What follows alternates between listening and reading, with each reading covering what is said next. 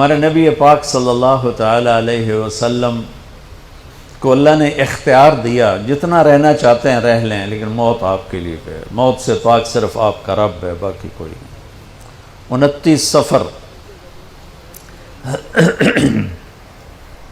11 ہجری 632 عیسوی آپ کو سر درد عصر کے بعد شروع ہوا۔ آپ ایک جنازے میں تھے جنت البقیع، وہ درد تیز ہو گیا، گھر پہنچتے پہنچتے حضرت عائشہ کی گھر کی باری تھی اور تیز بخار میں تبدیل ہو گئی۔ تو یہ مہینہ 29 کا تھا، 29 دن یہ اور 12 دن اگلے، 13 دن آپ نے بخار اور سر درد میں گزارے، اور اسی بیماری میں جا کے نمازیں پڑھاتے تھے۔ آپ کے جانے میں 5 دن باقی تھے تو آپ کا بخار بہت تیز ہو گیا، تو آپ نے فرمایا کہ مجھے 7 کنوؤں کا پانی لا کر غسل دو۔ تو 7 مشکاں وڈیاں وڈیاں بھر کے لے آندیاں صحابہ نے، الگ الگ کنواں تو حضرت عائشہ کے گھر میں ٹپ نہیں تھا، تو حضرت حفصہ کے گھر سے ٹپ منگوایا گیا۔ آپ تہمت باندھ کے اس میں بیٹھے اور ایک ایک مشک آپ پر ڈالتے گئے تو اس سے پانی سے بخار کا زور ٹوٹ گیا، تو آپ نے پٹی باندھی سر درد کی وجہ سے، اور حضرت علی اور فضل بن عباس رضی اللہ عنہما علیہم السلام ان کے کندھوں پر ہاتھ رکھے ہوئے آپ مسجد میں تشریف لائے۔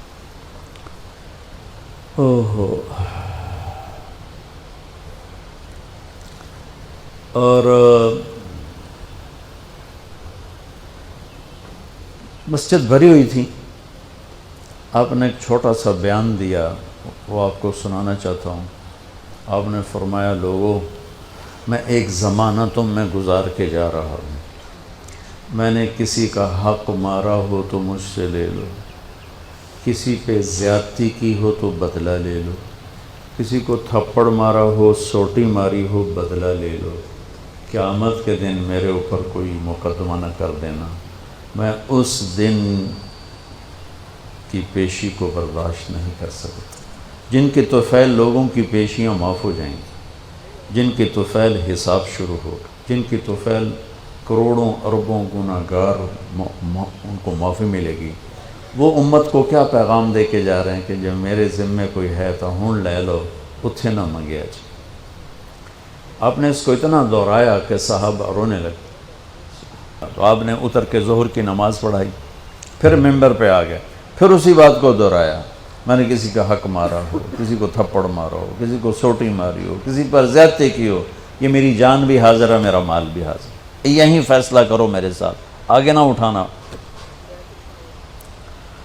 ایک آدمی کھڑے ہو گئے، یا رسول اللہ، آپ نے میرے 3 روپے دینے۔ آپ نے فرمایا، ضرور دینے ہوں گے پر مجھے یاد نہیں، ذرا یاد تو کراؤ۔ کہ یا رسول اللہ، آپ کے پاس سائل آیا تھا تو آپ کبھی سائل کو لوٹاتے نہیں تھے کہ نہیں بھی میرے کو لہین کوئی نہیں، یہاں تک کہتے تھے وہ فلاں دکاندار سے جا کے ادھار لے لے، جب میرے پاس آئیں گے میں تیرا ادھار چکا دوں، خالی نہیں بھیجتے تھے۔ تو کہنے لگے، یا رسول اللہ، سائل آیا تھا، آپ کے پاس تھے نہیں، آپ نے مجھ سے پوچھا تیرے پاس کچھ ہیں؟ تو میرے پاس 3 درہم تھے، تو آپ نے کہا اس کو دے دے، میں تمہیں دے دوں گا۔ تو ہم نے کہا ہاں یاد آ گیا۔ تو پھر آپ کے گھر میں تو ایک چھٹانک تیل نہیں تھا کہ ڈیوا بال جاوے، تو آپ نے فرمایا اپنے چچا زاد فضل بن عباس، فضل تو میرا یہ قرضہ ذمہ لیتا ہے؟ کہا جی لیتا۔ تو ایک عجیب بات بتاؤں، آپ مقروض کا جنازہ نہیں پڑھاتے تھے، جس کے سر پہ قرضہ ہوتا تھا اس کا جنازہ نہیں پڑھاتے تھے، ساری زندگی خود قرضہ لیا، لیکن قرض لینے دینے میں انسان سے جو پھر بے اصولیاں ہوتی ہیں، اس میں جو نفرتیں پیدا ہوتی ہیں۔ اب دیکھتے نہیں ہو یہ فیصل آباد کے بازاروں میں روزانہ تاجر کیسے گریبان پکڑ کے ماں بہن کی گالیاں دے رہے ہوتے۔ میں ان تاجروں سے کہتا ہوں یا ادھار دینا بند کرو یا گالیاں دینا بند کرو، کیوں کسی کی بیٹی کی عزت کو اچھالتے ہو؟ لاکھ 2 لاکھ کے پیچھے نہ کسی کی ماں چھوڑتے ہو نہ بہن چھوڑتے ہو. بھائی وہ حقوق کا معاملہ بہت سخت. تو میرے نبی جیسی پاک ہستی حقوق کے بارے میں کہہ رہے ہیں بھائی جو کوئی بدلہ لینا جائے اتھے ہی لے لو. تو صحابہ حاضر خدمت ہوئے، یا رسول اللہ لگتا ہے جانے کا وقت قریب ہے. تو آپ رونے لگے. آپ نے کہا میں تمہیں اللہ کے سپرد کرتا ہوں، اللہ تمہارا ساتھی اور حامی اور ناصر ہو. جمعرات کا دن عشاء کی نماز آپ پڑھانے کے لیے اٹھے اور غش آیا اور دوبارہ لیٹ گئے. تو پھر تھوڑے دیر کے بعد آپ کو دوبارہ ہوش آیا تو آپ نے فرمایا عشاء کی نماز ہو گئی ہے؟ کہا جی نہیں، آپ کا انتظار ہے. تو آپ اٹھنے لگے، پھر اٹھ نہیں سکے، پھر لیٹ گئے. پھر تیسری دفعہ آپ اٹھے، عشاء کی نماز ہو گئی. کہا جی آپ کا انتظار ہے. تو آپ پھر اٹھنا چاہا، نہیں اٹھ سکے. تو آپ نے فرمایا ابو بکر سے کہو عشاء کی نماز پڑھائے. تو ابو بکر ذرا پیچھے کھڑے تھے، عمر آگے کھڑے تھے.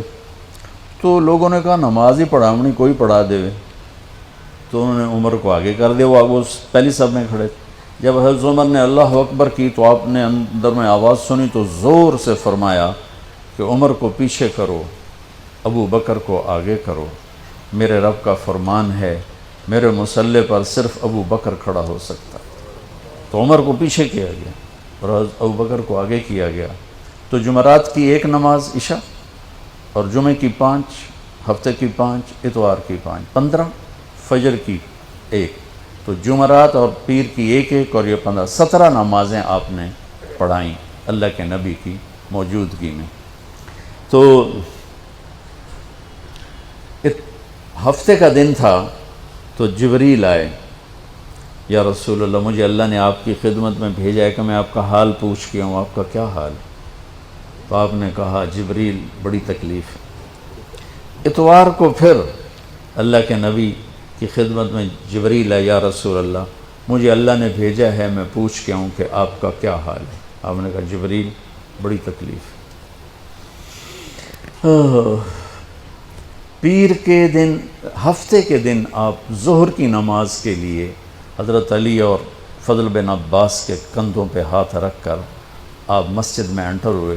ابو بکر نماز پڑھا رہے تھے. تو آپ نے یہاں سے محسوس کیا کہ اللہ کے نبی انٹر ہو رہے ہیں تو وہ پیچھے ہٹنے لگے.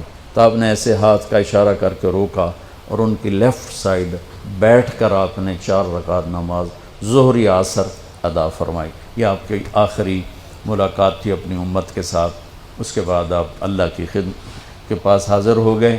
پیر کی صبح آپ نے تھوڑا سا دروازہ کھول کے امت کو نماز پڑھتے دیکھا.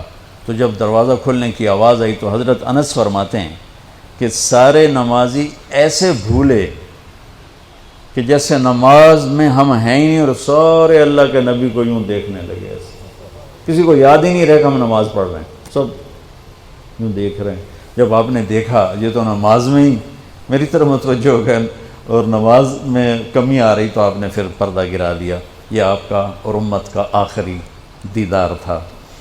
تو اشراق کے بعد آپ نے یہ 7 جون سخت گرمی تھی اور 12 ربیع الاول 632 عیسوی اور 11 ہجری. تو آپ نے اپنی ساری بیگمات کو بلایا.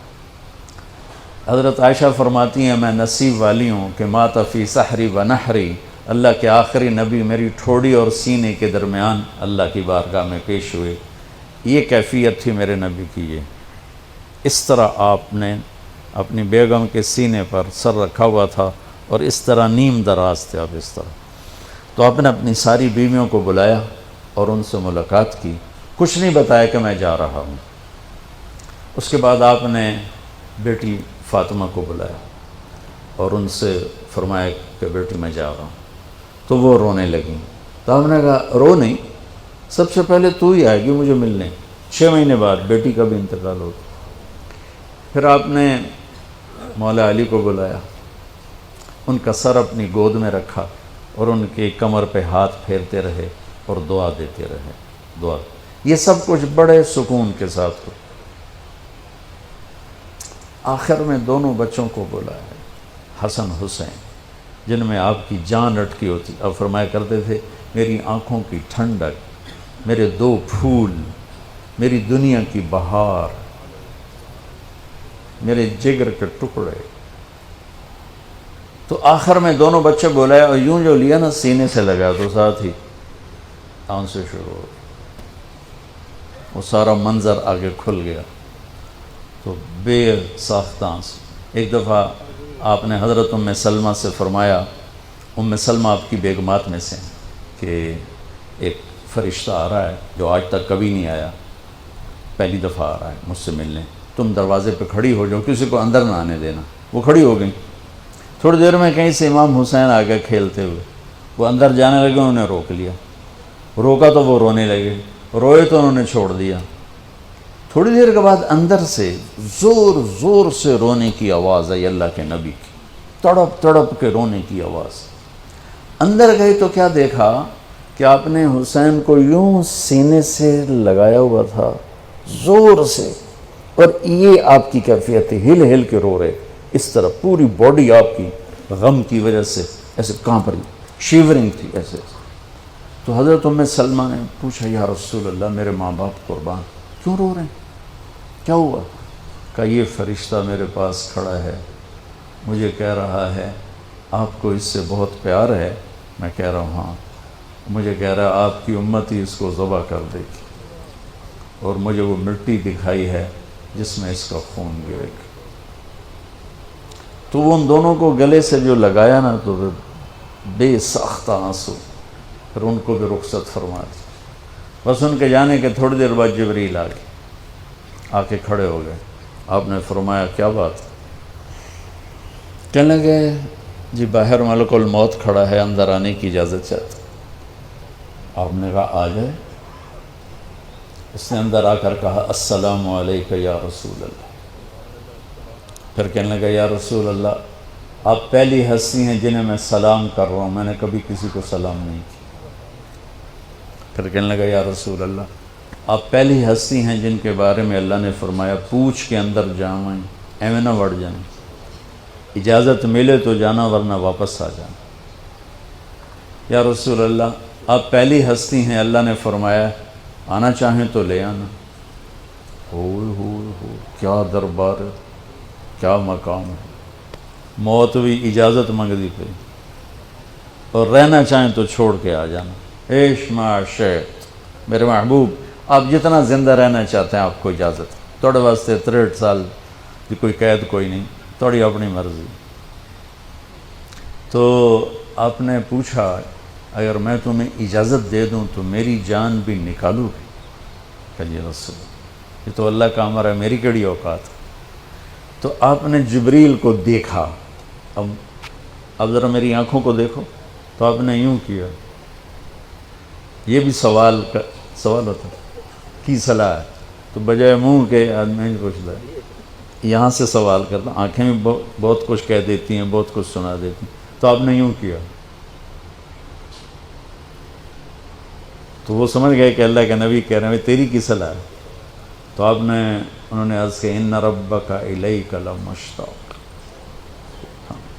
یا رسول اللہ آپ کی ملاقات کے شوق میں بیٹھے، بڑے شوق میں ہیں اللہ آپ کی ملاقات. بھائیو مانگا کرو یا اللہ وہ موت دے کہ تو ہماری ملاقات کے شوق میں ہو، ہمیں مردود نہ کر دے بلکہ ہمارے لیے اپنی رضا کے دروازے کھول دے. اب سنو ایک بات.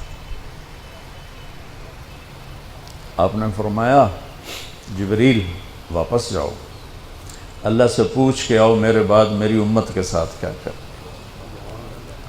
حسن حسین کو دیکھ لیا ہے کیا ہونے والا ہے، ان کے لیے کچھ بھی نہیں مانگا، ان کو قربانی بنا دیا، اپنی اولاد کو قربانی بنا دیا،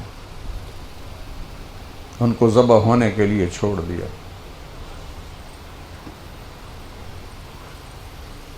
اور تمہارے لیے ہاتھ اٹھا دیا کہ پوچھ کے آ پہلے میرے بعد میری امت کے ساتھ کیا کرے.